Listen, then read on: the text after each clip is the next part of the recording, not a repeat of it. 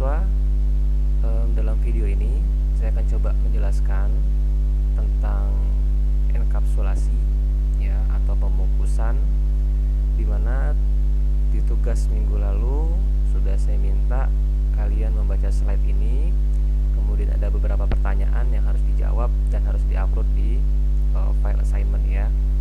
Nah, di sini akan saya jelaskan secara singkat sebetulnya apa enkapsulasi dan bagaimana contoh penerapan enkapsulasi dalam PBO menggunakan bahasa pemrograman Java. Oke, saya jelaskan dulu di slide yang pertama. Baik, secara teori sederhananya seperti ini. Enkapsulasi itu teknik di mana kita membuat sebuah atribut ya di dalam kelas atau beberapa atribut di dalam kelas itu menjadi private. Nah, kita berbicara private di situ, kita berbicara masalah modifier, nanti kita bahas. Saya ulangi, di mana nanti kita akan membuat atributnya menjadi private dan bagaimana cara mengaksesnya jika fieldnya atau atributnya bersifat private, maka dibutuhkan sebuah public method. Jadi kalau kita sederhanakan, sebetulnya enkapsulasi berbicara membuat atribut menjadi private dan untuk diakses kita butuh public method. Ya, sederhana seperti itu. Nah, bahasa lain dari enkapsulasi biasanya berbicara mengenai information hiding.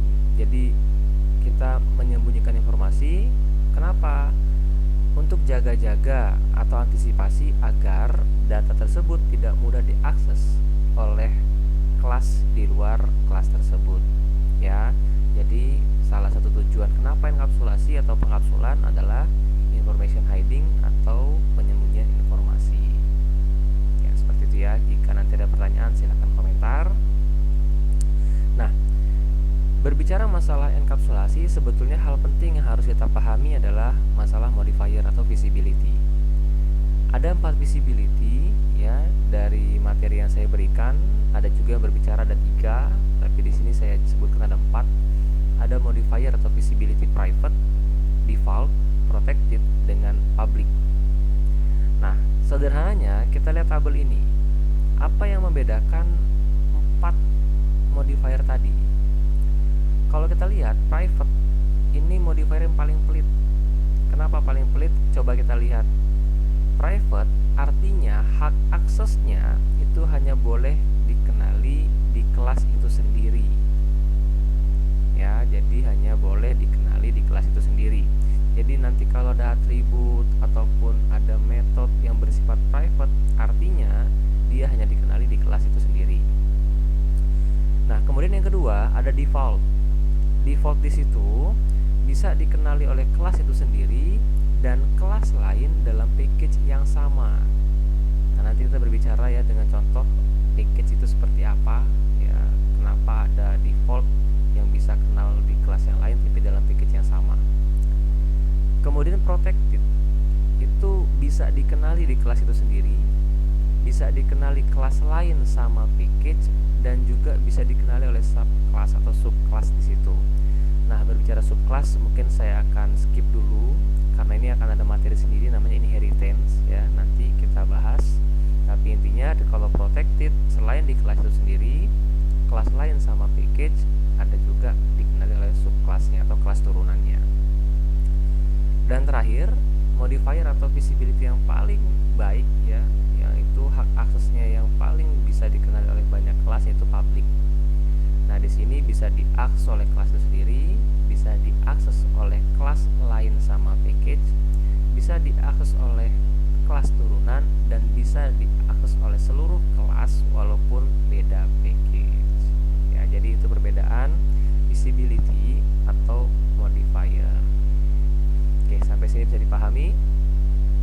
Kalaupun ada pertanyaan silahkan komentar ya terkait 4 modifier atau visibility ini. Oke ya. Nah, kita contohkan masalah visibility ya, nanti coba kita lihat slide terakhir dulu. Ini terkait enkapsulasi.